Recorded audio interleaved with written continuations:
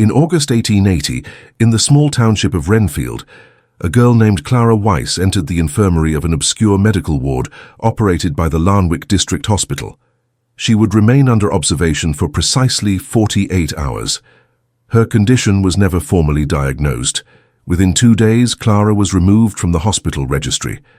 Her final chart bore no vital signs, and her official discharge form was unsigned. For decades, nothing else was recorded, except for a sealed log entry marked Classification Withheld. Founded in 1861, Larnwick District Hospital served as the primary site for clinical observation in the northeastern counties of Barrow Parish. While lacking the academic prestige of larger urban hospitals, Larnwick gained a local reputation for precision, particularly in pediatric diagnostics. The public viewed it as reliable, though modest, with its brick exterior and limited staff lending a sense of calm efficiency. Its small children's ward, opened in 1874, was regarded as safe for short-term evaluation. The name Clara Weiss was not commonly associated with the hospital's legacy, and no official statements were ever made about her admittance or removal. Larnwick District Hospital had never been intended to expand beyond its original brick structure. Built with funds from the Barrow Parish civic allocation, it was designed to serve no more than a few hundred patients per year. By 1880, that number had nearly doubled, placing silent strain on a staff that was rarely increased. The main ward, though orderly, was not immune to the mounting bureaucracy of institutional scale. Efficiency was publicly claimed. In practice, much depended on manual record-keeping and unspoken protocols passed verbally between staff. The pediatric wing was added in late autumn of 1874 after a donation from the Harbridge estate. It comprised only 6 observation beds. The space had no designated physician and was instead rotated between general practitioners. Nurse assignments were handled by the internal board on a weekly basis. Despite the modest setup, locals believed the hospital had the best means of identifying developmental irregularities. That belief was reinforced by a local newspaper mention in 1876, which referred to Larnwick as cautious, well-staffed, and above average in diagnostic restraint. Administratively, the hospital functioned under a 3-tier chain of review.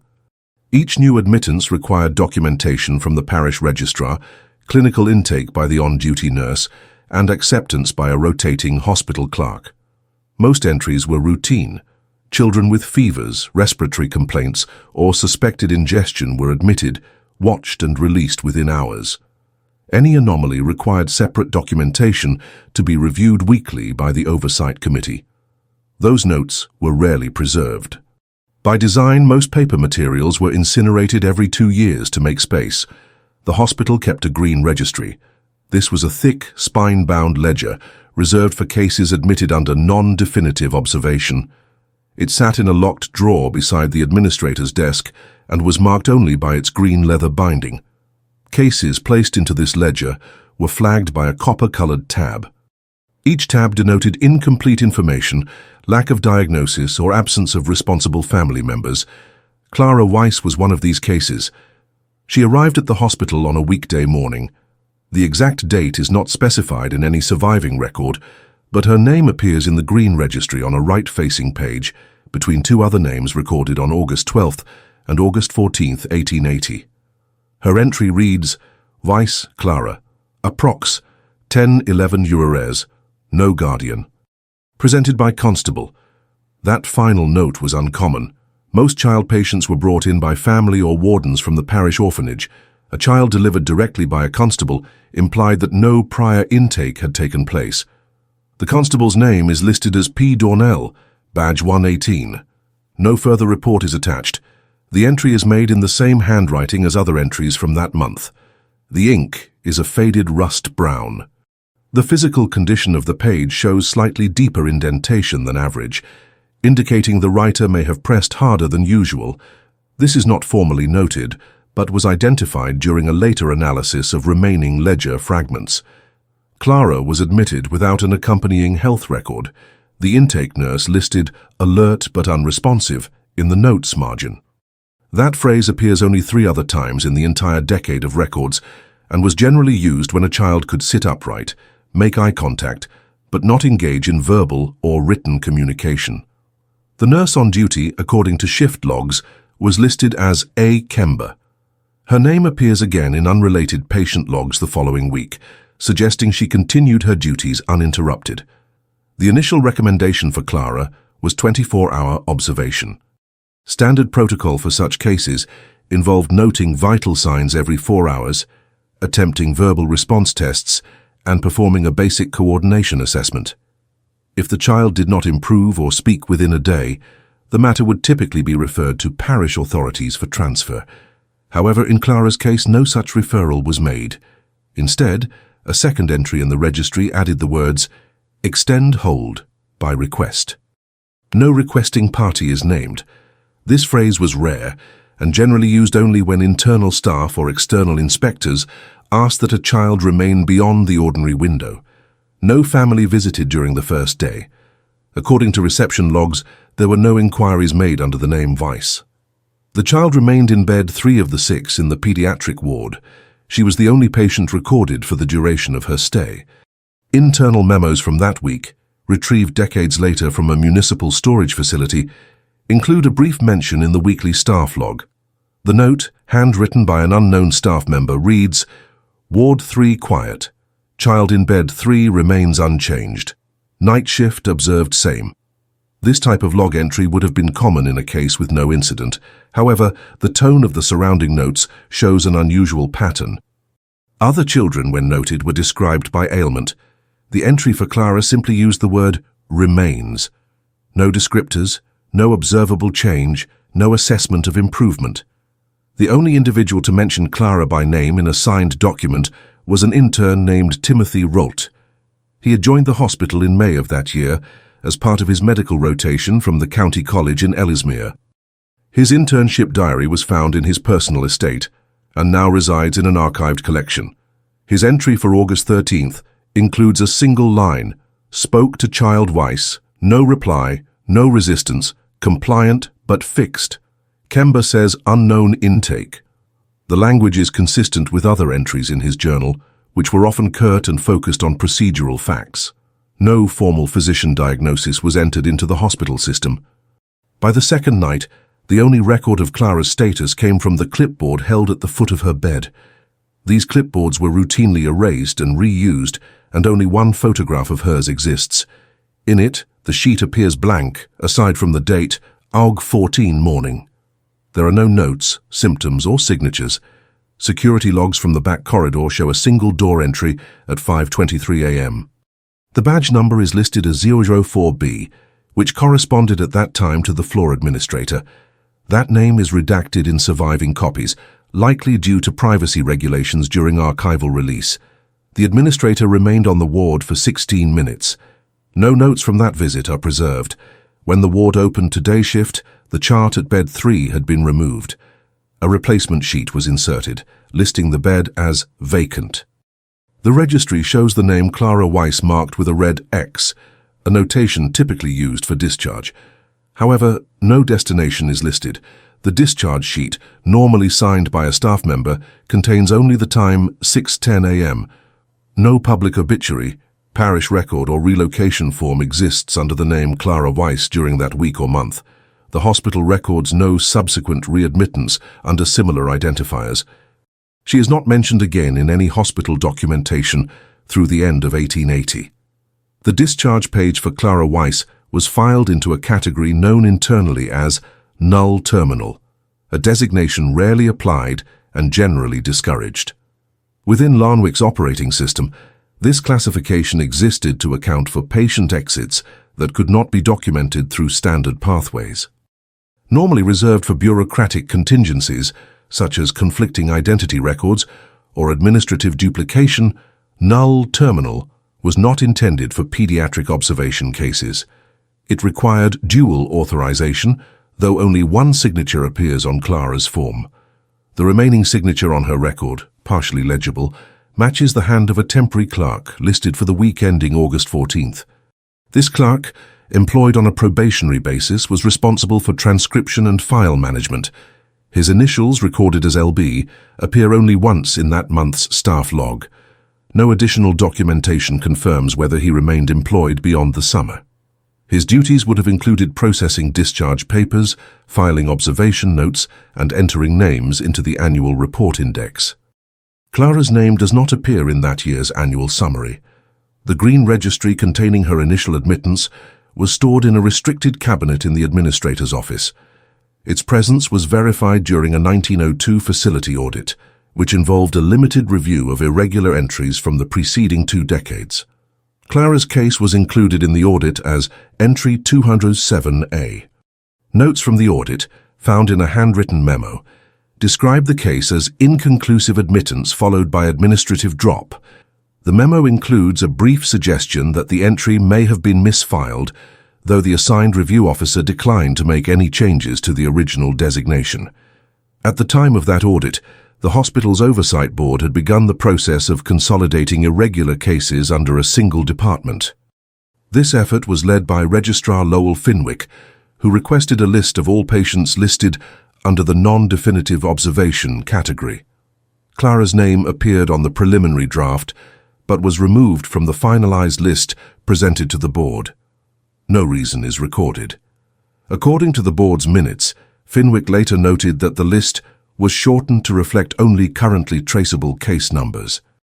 The pediatric ward itself underwent modifications in 1881, converting 2 of its 6 beds into examination tables and repurposing the adjacent utility closet as a record annex. During this reorganization, many physical charts and clipboards were discarded. Staff were instructed to preserve only those patient records with ongoing implications or active references. Because Clara's case was already marked as terminated, her chart was not retained. No institutional records confirm the method or date of its disposal. A janitorial log, dated September 2, 1880, includes a brief notation that bed 3 removed, new linen stored, mattress discarded. This entry aligns with the standard cleaning schedule for post-discharge hygiene protocol, typically conducted 2 weeks after vacancy. The delay in mattress disposal suggests a temporary hold had been placed on the bed. While not uncommon, such holds usually required a written request from a medical officer, none of which remain on file in Clara's case.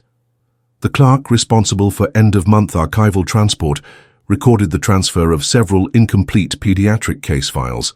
The list includes only initials, WC, DR, and CW. These files were logged as entered to hold archive storage key 7B.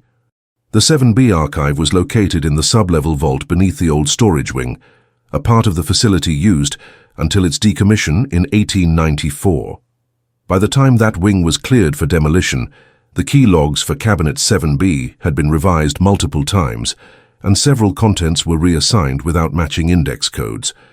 The record transfer form associated with 7B contains faded annotations made in blue pencil. One of these markings places a question mark beside the initials CW, followed by the word unsorted. The form was signed by J. Nettle, then serving as temporary assistant archivist. According to remaining correspondence, Nettle filed a formal recommendation that the unsorted files be sent to the County Holding Center. Whether that recommendation was acted upon remains undocumented. By 1883, Clara Weiss no longer appeared in any circulating registry. Staff training guides for the pediatric wing omitted all reference to the green ledger system, shifting instead to a new card index protocol. No legacy records from 1880 were carried into this system. The transition was led by Deputy Coordinator M. Halver, who in a later interview described the prior system as obsolete and fragmentary. His notes suggest that some earlier records were considered redundant or incompatible with the updated format. External inspection teams from Barrow Parish made 3 scheduled visits to Larnwick during the period from 1880 to 1885. These inspections, designed to verify record accuracy and facility compliance, did not flag Clara's case. Internal audit logs suggest that inspectors did not have access to the restricted registry drawers, which remained under the discretion of the hospital administrator. A policy loophole allowed case ledgers labeled as non-diagnostic to be excluded from third-party review. The administrator at the time, Edwin Harstel, retained office until his retirement in 1886. His administrative journal, held privately by his family until its public donation, includes a section describing limited protocol access cases. While names are not listed, he writes that some admittances originated externally and were not to be duplicated in general files. His use of the term originated externally was never defined in board language. Subsequent interpretations suggest it referred to cases initiated by constabulary or parish referral rather than family or institutional request. No known disciplinary actions, procedural disputes, or legal reviews were associated with Clara's admittance. The lack of follow-up or complaint suggests that no family member, guardian, or legal representative requested information. The intake note listing no guardian remained uncontested through all record audits. This placed Clara in a statistical category classified internally as public admittance with no respondent, a designation applied to unclaimed individuals placed into care through civic mechanisms. These cases often vanished from institutional memory due to their lack of external anchoring. The local directory for Renfield, published in late 1880, lists no families under the surname Weiss. Census documents from the same year also fail to show any individual named Clara Weiss residing in the parish or adjacent counties. While census accuracy varied during that decade, the absence of any record has contributed to the ongoing administrative ambiguity surrounding her identity. By the end of the decade, Larnwick District Hospital had removed the pediatric wing entirely from public service listings. Renovations in 1889 turned the former ward into a records hall. The Green Registry remained in a locked drawer until 1892, when it was boxed and moved to off-site storage. Its contents were partially reviewed during a filing consolidation effort in 1897, during which several entries were physically extracted and labeled indeterminate, transfer pending. These removed pages have not been located in any subsequent archive. One final notation relevant to Clara appears in a 1901 correspondence between a retired nurse and the parish health office. In the letter, the nurse refers obliquely to an unnamed girl placed under temporary review in 1880, not seen again. The letter was not part of a formal complaint, but was included as a reflection during an invitation to contribute to an oral history project. Her name, withheld in the release copy, is known only by initials MC. The letter was archived without response.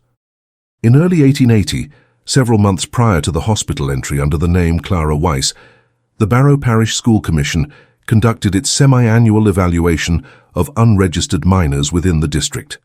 These reports were often regarded as routine, designed to reconcile population counts between census data and active school attendance rolls. Each village submitted hand-counted ledgers, and any discrepancy required a brief notation. The township of Renfield submitted its data with no initial anomalies.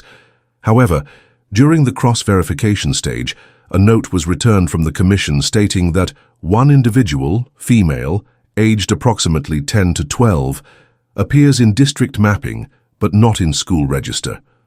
The origin of this anomaly was traced to a street survey conducted the prior winter by a land assessor named F. Winchley.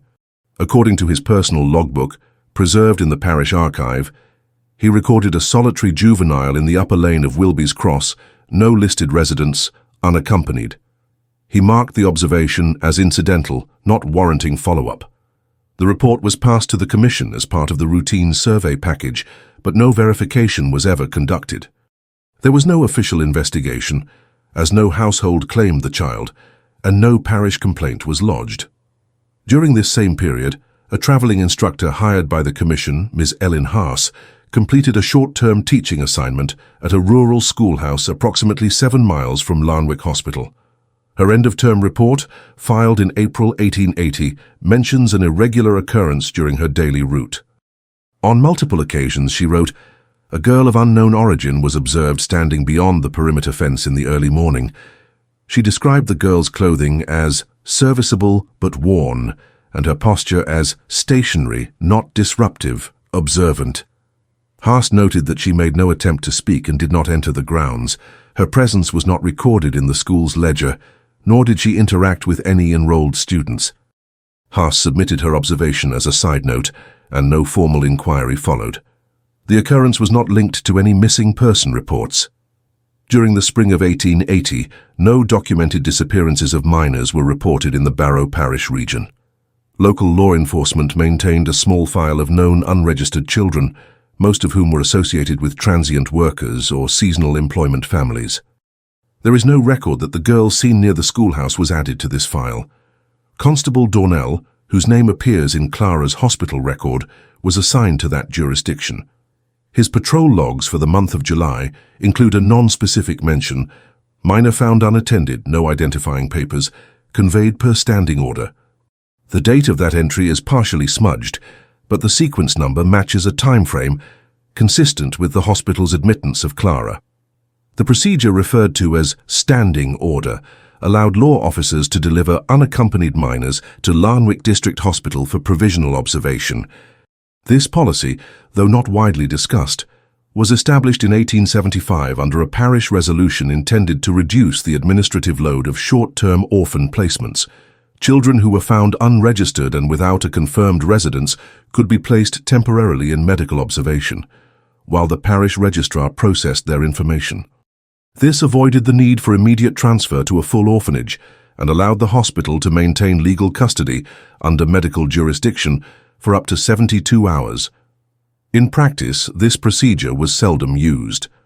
Between 1875 and 1880, only 6 cases were processed through this mechanism, none of which remained undocumented beyond the observation window. Clara's case is the only known instance in which the child's identity remained unresolved and the outcome unrecorded. The fact that her name was listed in the hospital record at all suggests that some identifying information was either inferred or assigned. It remains unclear whether Clara Weiss was provided by the child, presumed by the constable, or entered as a placeholder by hospital staff. Within the hospital's intake protocol, a temporary name could be assigned under certain conditions. These included cases where the patient was non-verbal or unable to respond, but physical evidence suggested personal identity, such as labeled clothing or written note. However, in the absence of such indicators, most unidentified children were entered as unknown until further clarification. Clara's immediate assignment of a full name without supporting records is not consistent with standard practice. Nurse Kember, listed as present during Clara's intake, had a tenure at Larnwick spanning 4 years. During her time, she worked in both general observation and pediatric care. Staff notes describe her as methodical and compliant with institutional routines. Her signature appears on multiple intake forms throughout the year, often accompanied by meticulous notes. Clara's intake, by contrast, contains only minimal detail. There is no mention of behavior, clothing, physical condition, or observed speech attempts. The entry alert but unresponsive appears without elaboration. This departure from Kember's usual documentation style has been noted by later reviewers, but was not addressed by hospital supervisors at the time.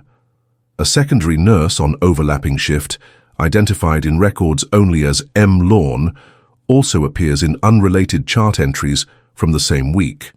Her own records do not mention Clara directly, but a side margin in one unrelated patient's chart contains a note. Quiet child in 3, remains same, not listed in meal log. The hospital issued meals based on name tags affixed to bed charts. If Clara's nameplate had been removed or replaced, it would have disrupted the food distribution system. The comment suggests her inclusion in the ward was either overlooked or not fully processed. The hospital had no dedicated social worker during this period. Responsibility for child welfare cases fell to the registrar's office, which operated 2 floors above the pediatric ward. The registrar's involvement in Clara's case is not documented. No intake form, guardianship inquiry, or follow-up was initiated. Registrar oversight logs from August 1880 show no visits to the pediatric ward. Weekly logs do not mention case number CW or any alternate identifier linked to the green ledger. Clara's absence from daily administrative lists placed her outside the normal review cycle. Children placed under observation were typically reviewed every morning during rounds by a rotation physician. Clara's bed chart was never signed by a physician during her entire recorded stay. The only documented interaction was by intern Rult, who noted an attempt at verbal contact and lack of response. His note appears unverified by any attending supervisor. The pediatric wing had no interior bell or emergency alert system during that period. Any request for assistance had to be communicated verbally or through direct staff observation. With minimal staff during overnight hours, any irregularities were often undocumented unless witnessed during morning changeover. Clara's presence during night shifts is confirmed only through the cleaning logs, which report linen checks and floor sanitation for bed 3. These entries list her bed as occupied, but do not reference her by name. The ward's proximity to the rear administrative stairwell allowed for off-hour access by clerks or senior staff. This stairwell was not covered by the general ward security log, but was instead noted separately in the administrator's private schedule. The only entry during Clara's final recorded morning visit is time-stamped at 5:23 a.m. with no corresponding staff memo. No physician review followed this visit. Her chart was removed prior to the next shift's arrival. By standard hospital policy, any discharge of a child without formal diagnosis required a joint signature by attending physician and registrar. Clara's form contains neither. The sole notation is a timestamp and the word vacant. This suggests that her discharge bypassed the usual checks. Whether this was intentional administrative oversight or miscommunication remains unresolved.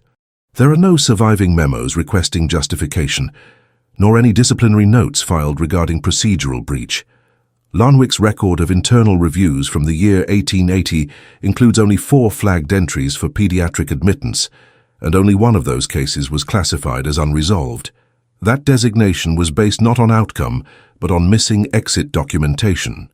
Clara's file, coded under provisional intake without verification, qualified under that rule but was not escalated. The lack of escalation appeared to result from 2 administrative defaults.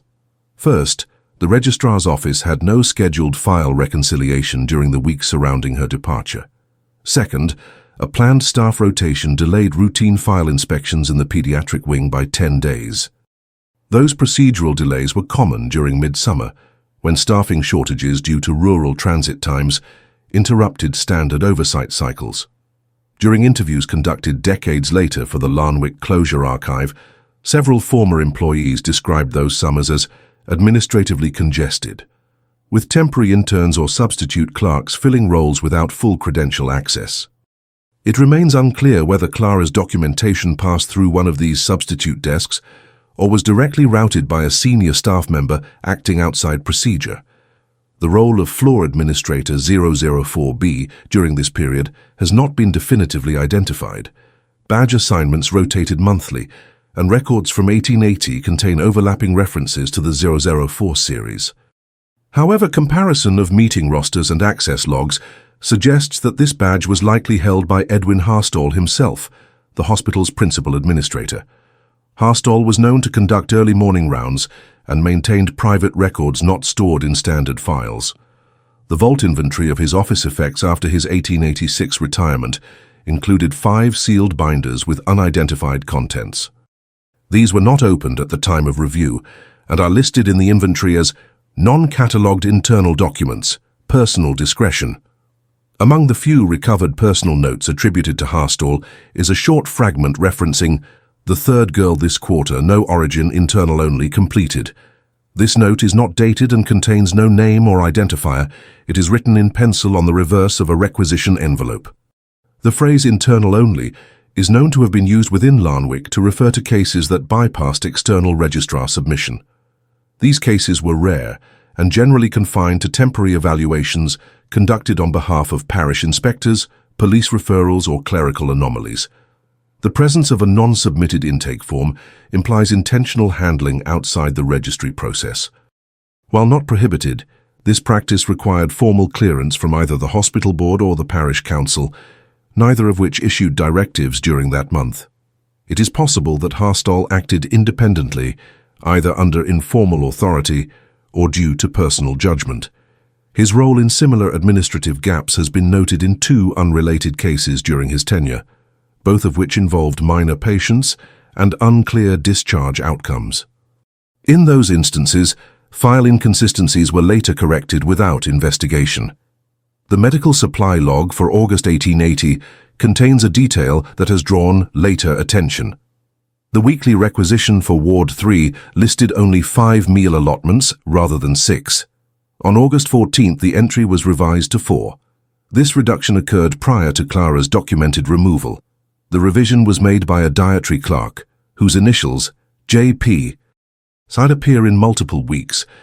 In her own journal, kept privately and now preserved in a local museum archive, she notes a correction directive received from floor officer regarding a temporary listing error. The term temporary listing error does not appear in standard hospital training material, suggesting the phrasing was informal or improvised.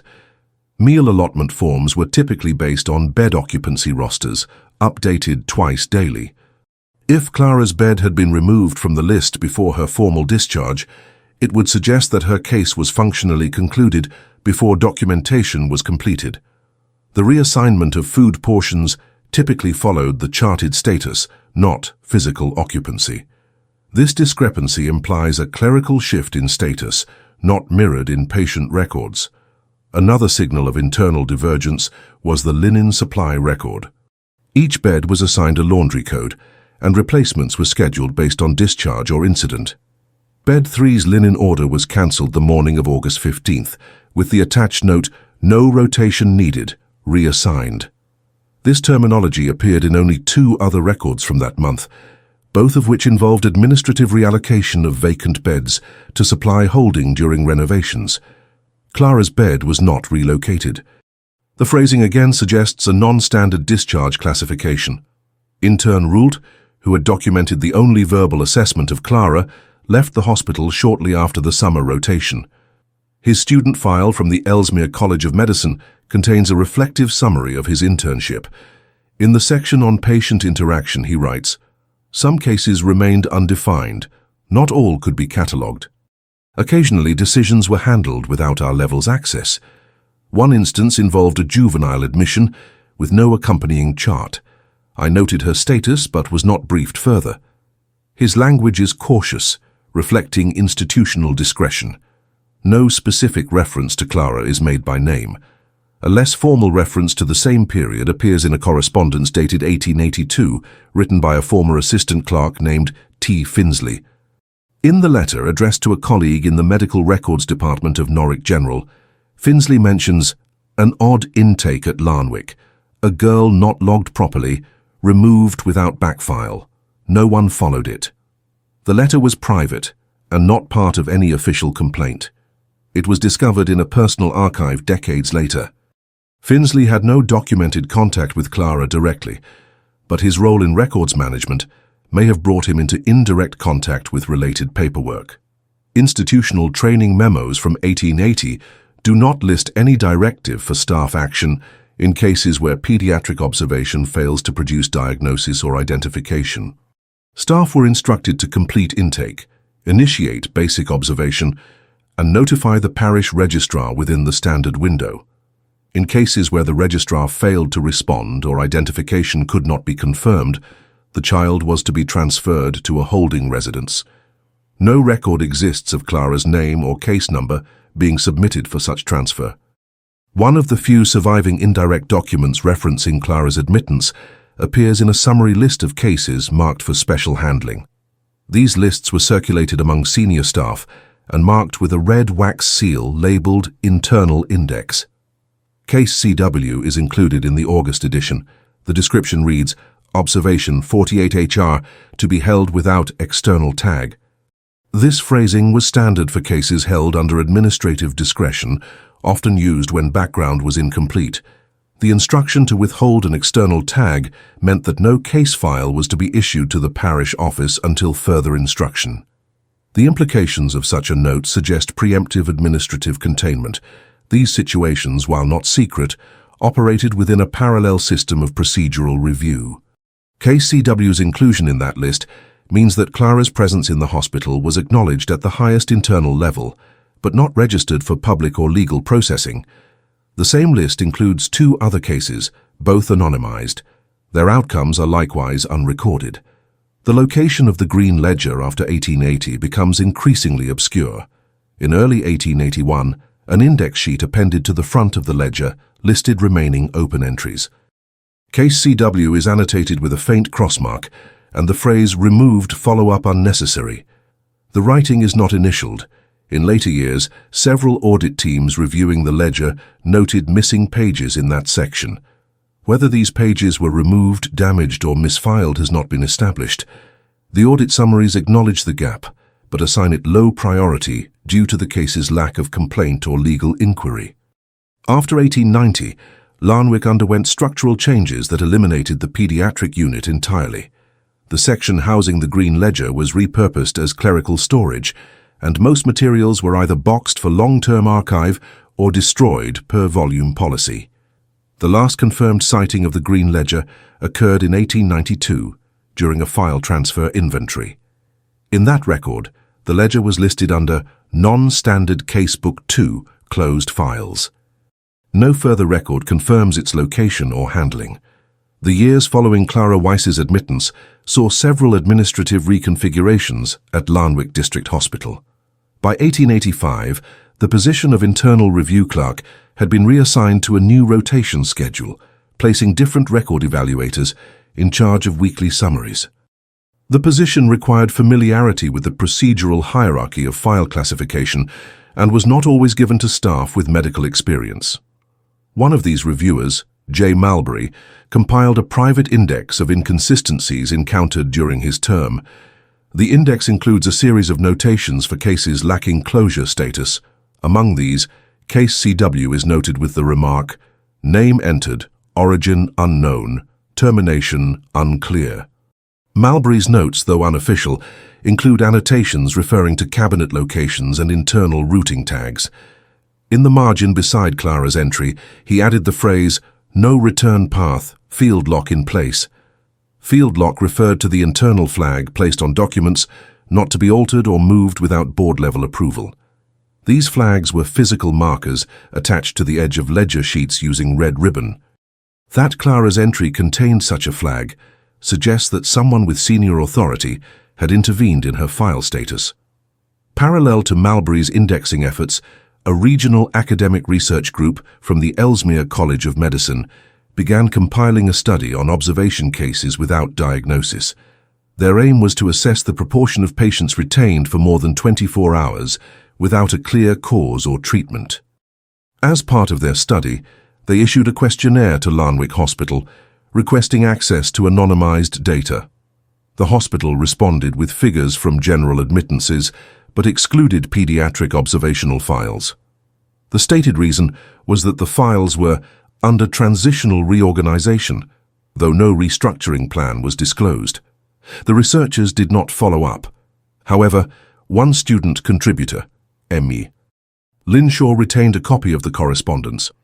Decades later, his personal papers were found to contain a letter from a colleague indicating that the hospital had segmented out cases labeled with 0 return entries.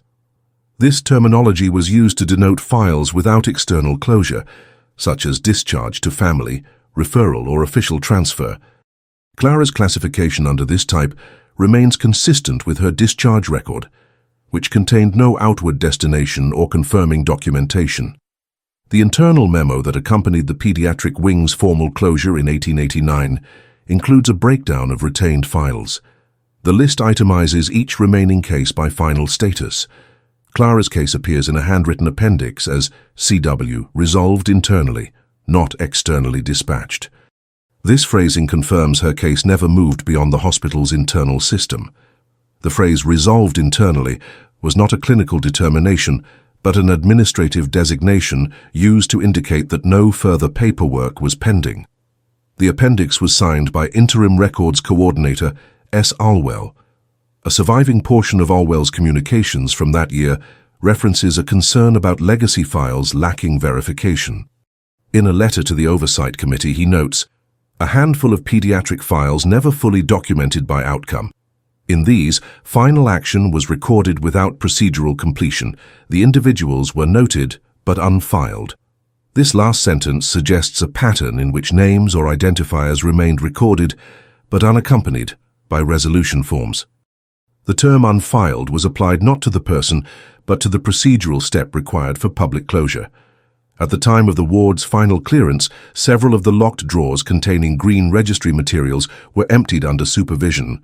Reports from this process indicate that 2 ledgers were placed into a storage crate marked inactive for future review. This crate was assigned storage code 3LR and placed in Vault B. By 1894, the crate was no longer listed in the storage index. During a consolidation effort led by a contractor, several misfiled items were transferred to the central archive, though not all transfers were documented. Whether Clara's registry entry was among the missing or remains in unprocessed archive has not been established. A former administrator from Larnwick, W. Grinnell, wrote in his retirement summary that the hospital's record system was insufficient to track long-tail pediatric cases, adding that some cases slipped into inactive states without review. His tenure began after Clara's entry, and he was not directly involved in her case, but his remarks reflect an internal awareness of procedural limitations. Grinnell did not name specific files, but referred to early examples from 1880 and prior, in which termination forms were entered manually and not cross-verified.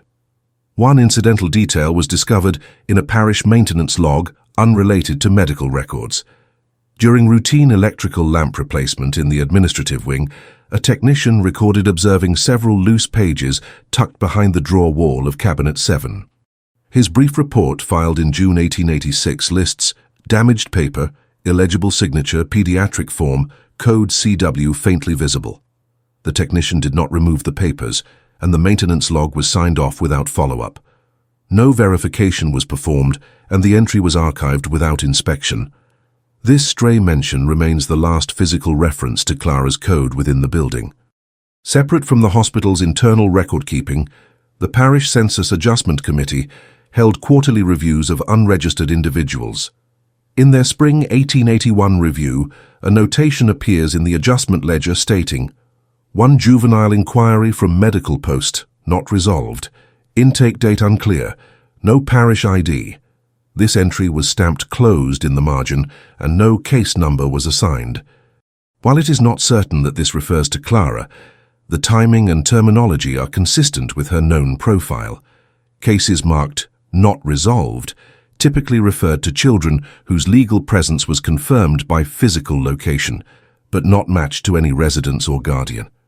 This outcome reflects a common administrative approach to ambiguous cases.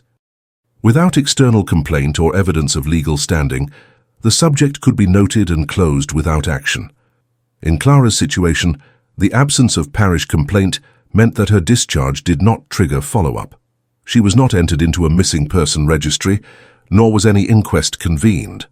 This was typical for the time, as children lacking family designation were often processed solely through internal mechanisms unless criminal suspicion or public inquiry forced review. Over time, Clara's name became associated with a short list of undefined pediatric observations held under restricted code. These entries were reviewed only during special audit cycles and often passed over due to incomplete documentation. By 1890, the hospital had adopted a revised intake form that required confirmation of external contact within 12 hours of admission. Cases like Clara's were no longer possible under the new system, as unsigned entries or non-verified names would automatically generate a registrar alert. In an unpublished draft for a regional journal article, medical historian A. Donley referenced the disappearance of short-term pediatric cases from institutional memory. In a footnote, he listed 3 examples, one of which was a juvenile under initials CW, admitted without family, discharge unclear, and entry file lost after structural reorganization. The reference was brief and marked, source unconfirmed. Donley's notes do not suggest personal investigation, but his inclusion of Clara's case confirms that the matter reached limited academic circles. The institutional transition from handwritten registries to indexed cards, completed in 1892, finalized the separation between early records and the emerging modern archive. Many names listed in the Green Ledger, including Clara's, were never transferred to the new system. The omission was not considered unusual, as only open or recently closed files were prioritized. By the time of the final index audit, Clara Weiss was not listed under any hospital, parish, or regional office. Her admittance, observation, and discharge remained confined to documents that no longer appeared in accessible rotation. During the archival reclassification undertaken by the Barrow Parish Documentation Bureau in 1893, several inactive case summaries were extracted from institutional files and redistributed to district-level offices for review. These documents, known as the supplemental closeout forms, were meant to provide closure status where formal discharge or transfer data had never been entered. Among the listings received from Larnwick District Hospital, one file was identified with initials only, CW 48HR, no follow-up requested, patient not relogged. It was appended with a stamp reading, "No action necessary." The receiving clerk initialed the page but made no further notation. This form, although sparse, suggests that Clara's presence in the system had not been entirely erased but rather recorded in a secondary capacity that bypassed direct verification. The use of initials only, without age or descriptive details, meant the case would not trigger public reporting thresholds. Because the entry lacked complaint, return placement, or pending diagnosis, it met the internal criteria for administrative closure. These forms were neither public nor judicial records, and were used exclusively to finalize cases lingering in institutional limbo. A surviving communication from the Bureau Director that year notes the challenge of resolving these interstitial entries. His report to the Regional Oversight Committee states, "Where patient records do not generate legal retention requirements and contain no attached family inquiries, final status may be presumed." Hand-filed accordingly. This guideline functioned as a procedural mechanism to avoid permanent file accumulation for inactive, non-disputed cases. Clara's case qualified under every condition listed. In a rarely referenced procedural meeting held in October 1893, attended by department heads from the Larnwick area, the issue of unresolved pediatric observations was raised briefly. The meeting minutes contain a note from a regional clerk who stated, 2 or 3 old juvenile holds from early registry appear as unresolved in ledgers, no active cause for retention. A proposal was made to classify these cases as unconfirmed but non-contentious, allowing for destruction or permanent archive without the need for investigation. The motion passed without opposition. The status of the green ledger pages containing those entries was thus formally relegated to non-priority storage. Remaining sheets were boxed, catalogued only by month and year, and delivered to a holding site in the East Barrow Records facility. This site housed thousands of administrative forms from across the region, many of which were never fully indexed. The crate containing Clara's ledger was marked for indefinite retention, access restricted, but no digital or secondary reference was ever created for the contents. In 1895, during a routine pest inspection at the facility, several crates were moved for ventilation purposes. A facility log from that period lists one box labeled Larn Ayug 80 Child OBS among those relocated. The destination field reads Temporary Hall C. When inspectors returned the materials later that month, 3 boxes had been relabeled with a numerical code instead of their original written markings. The list of reassigned identifiers does not contain enough detail to re-establish the crate's contents. Any direct reference to Clara's record is not found in subsequent retrieval indexes. That same year, a junior archivist named H. Rennick began compiling a private concordance of mismatched intake records between hospital logs and parish registers. His aim was to produce a reconciliation tool for future cross-checking of identity conflicts. While his draft manuscript remains incomplete, several partial entries survive.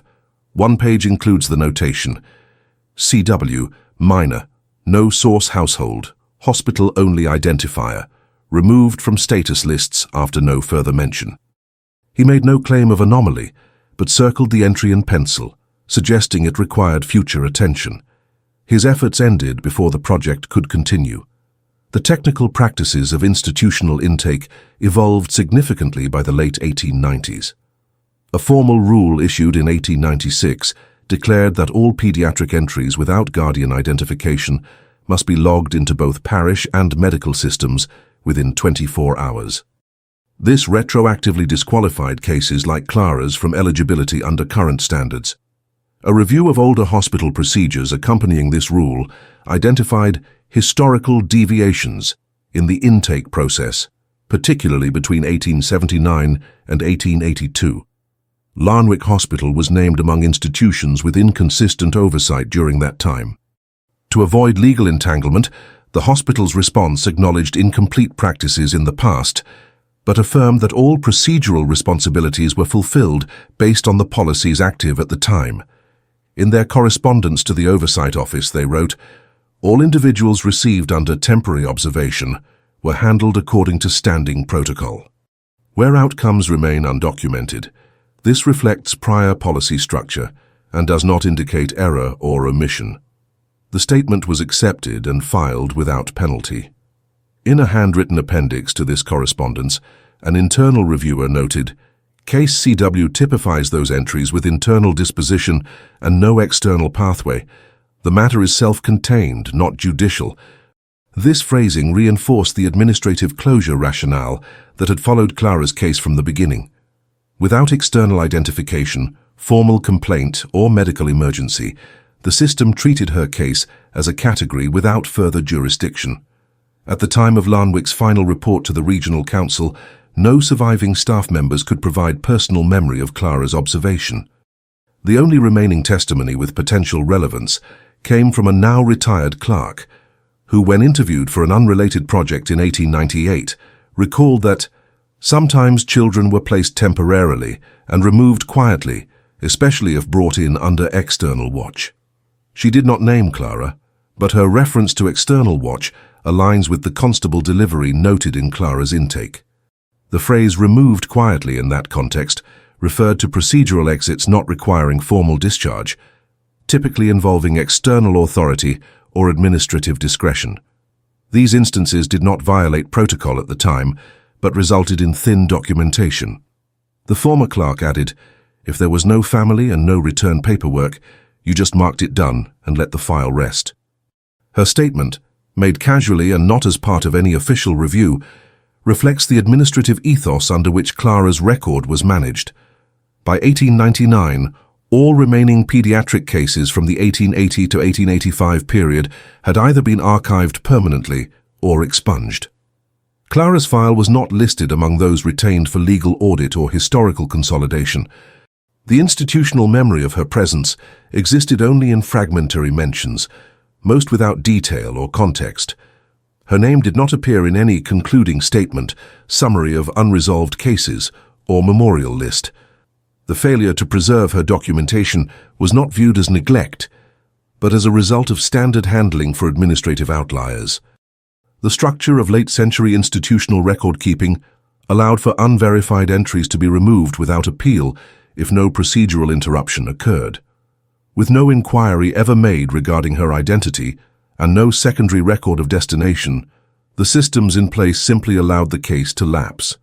Larnwick's closure in 1901 included a final report on its historical admissions and outcomes. This report, composed of summarized statistics, indicated that all juvenile observation cases had been resolved, discharged, or archived.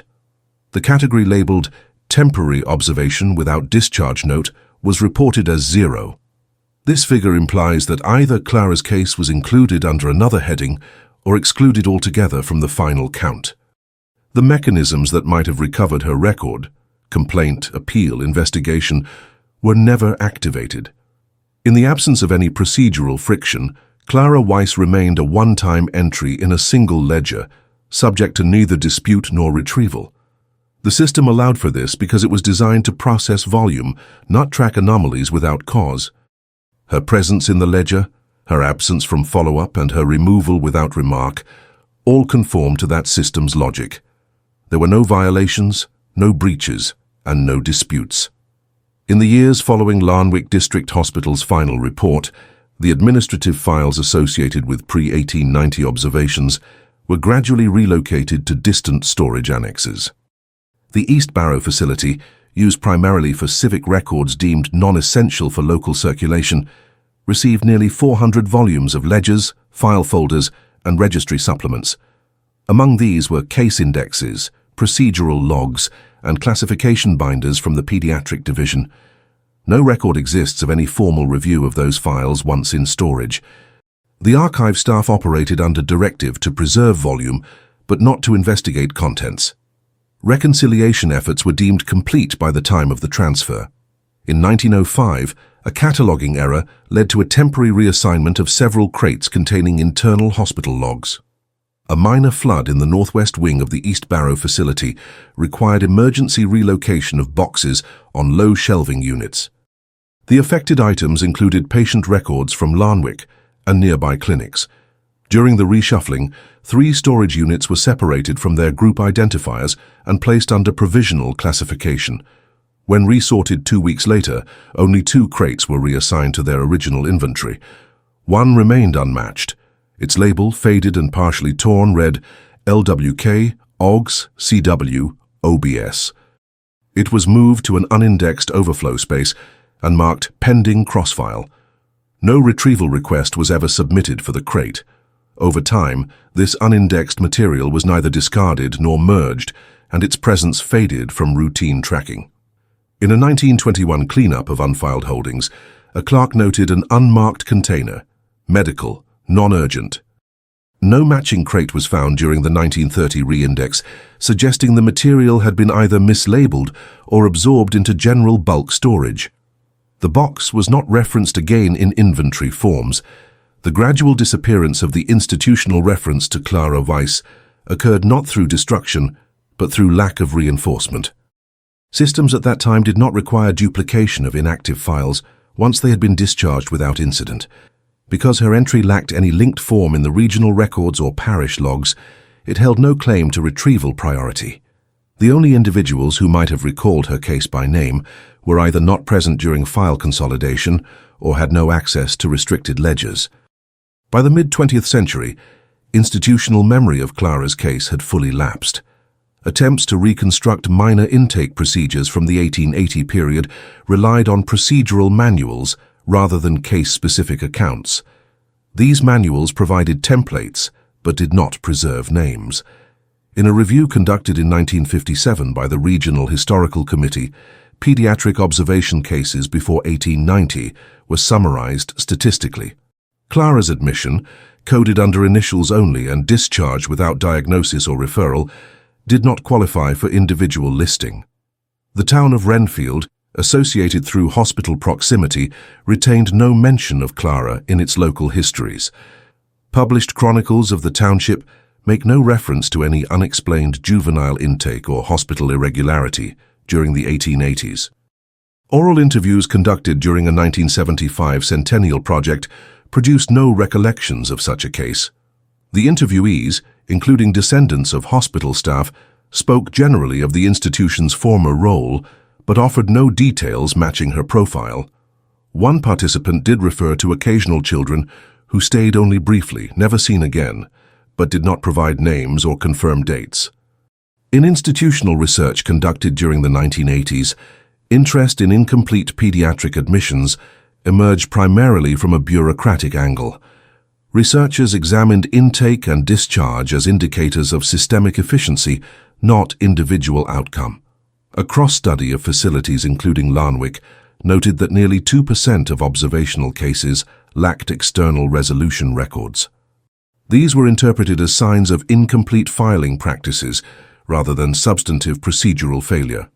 Clara's case was among those numerically represented but unnamed.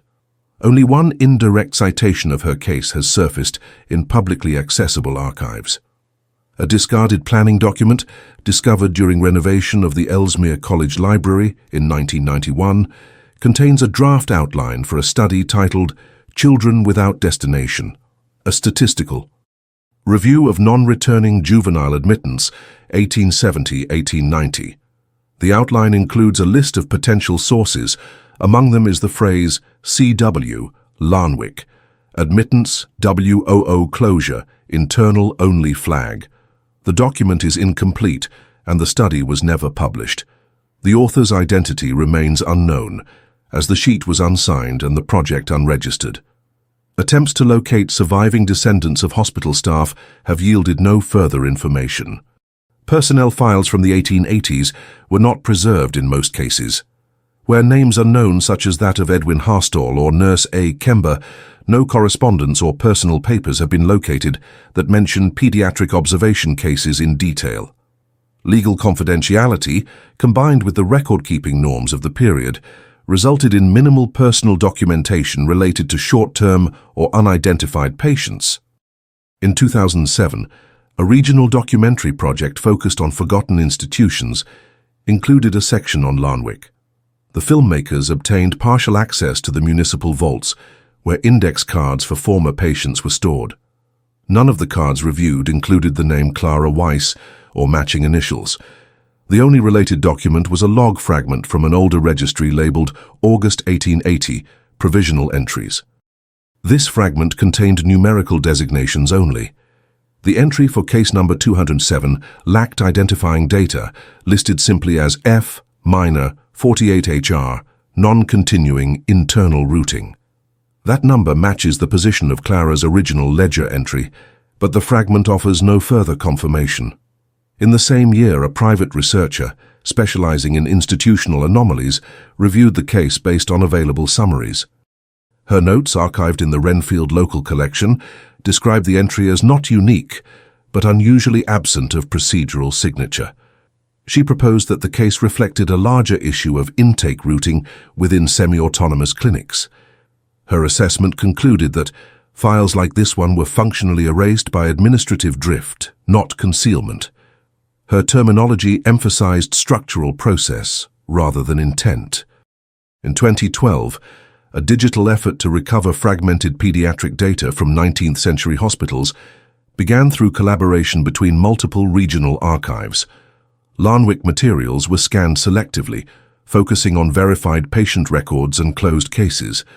Ineligible files included those with incomplete identifiers, such as initials only or missing external contact data. Clara's entry, as it existed in former classifications, did not meet digitization criteria. The process excluded non-verified patients as a standard measure to avoid duplicating unresolved records.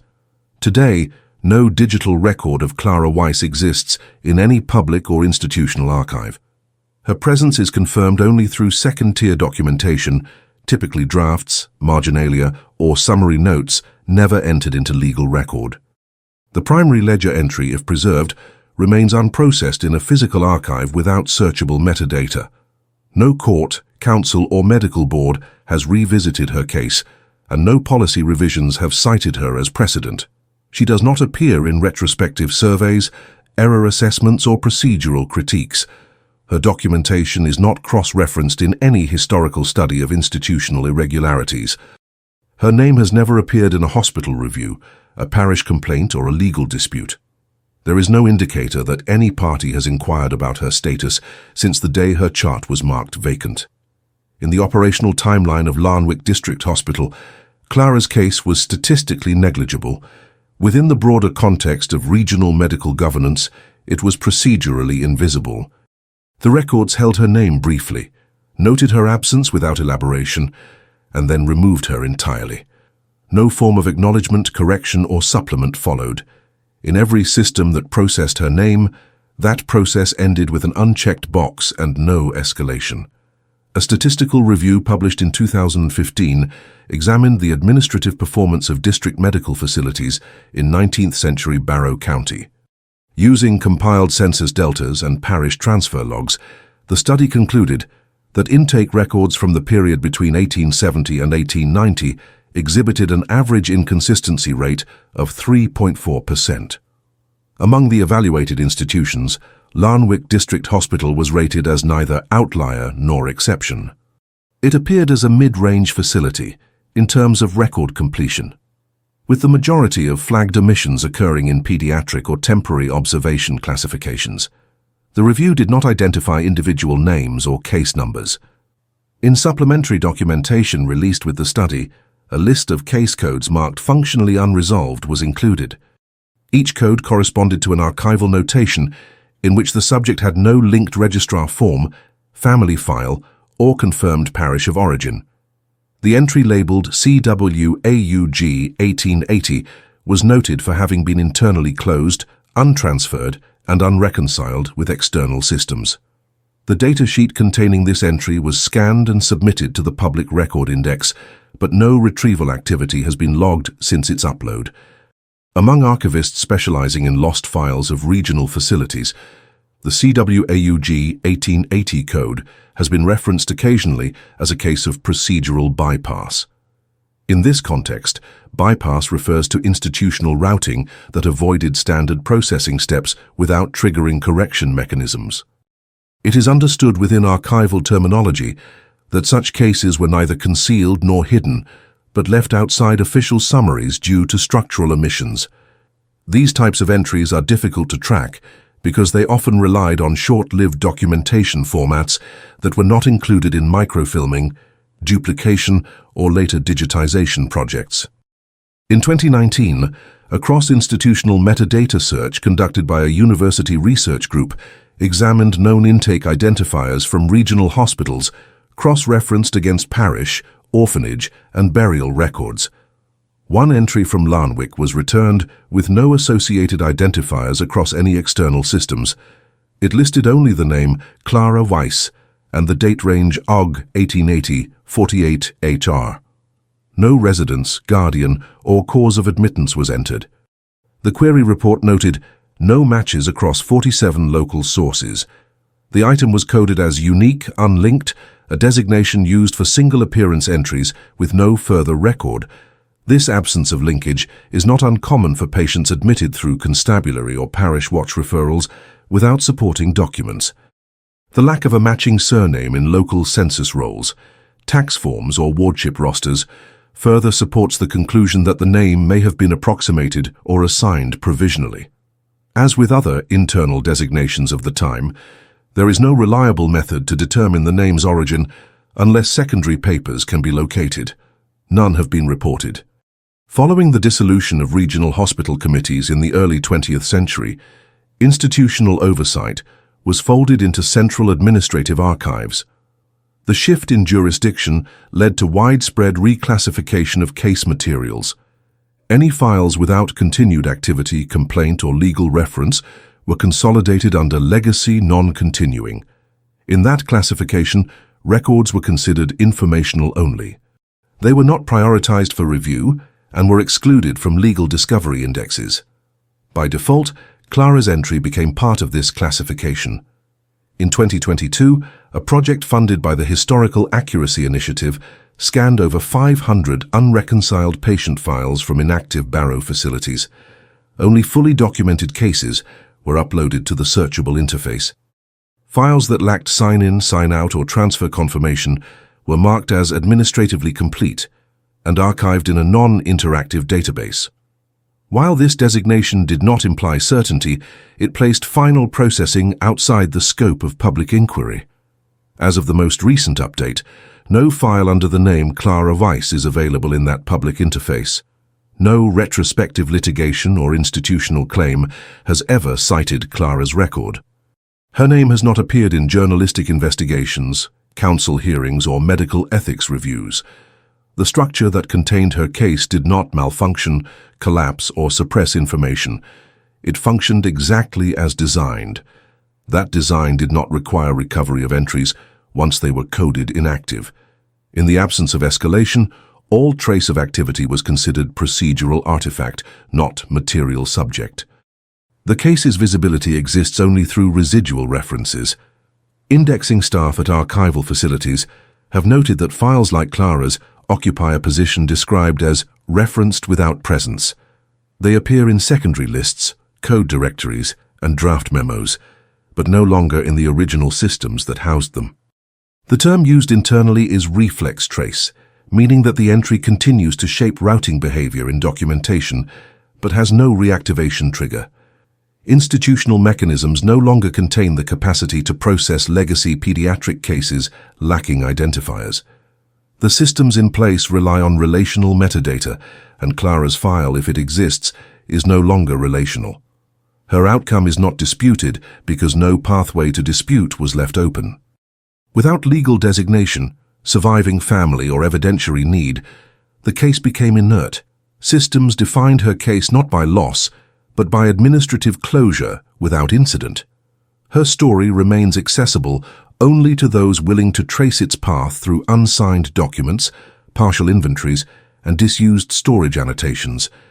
Each step of her presence left enough structure to confirm she passed through the system. Each procedural completion marked her absence as finalized. She was not discarded, deleted, or obscured. She was filed, acknowledged briefly, and then no longer required. The logic of the institution did not erase her. It simply did not retain her. Her existence, reduced to a single ledger entry and its adjacent confirmations, stands as a fixed point within a closed network. That network does not allow retrieval. It accepts input, processes by protocol, and completes by closure code.